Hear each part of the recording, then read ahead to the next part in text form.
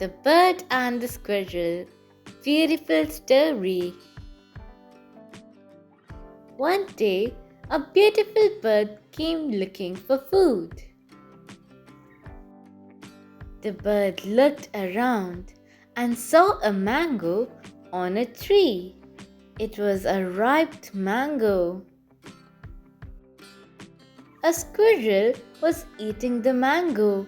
The bird came near the squirrel.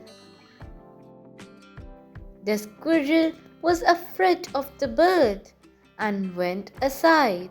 The bird started eating the mango. The bird saw the squirrel was looking at her sad. "Come, squirrel, let's both eat this mango," said the bird. Squirrel was very happy. The bird and the squirrel ate the mango happily. Moral: share everything equally with others is the best way of the life. Thank you. Please like, subscribe and get notified.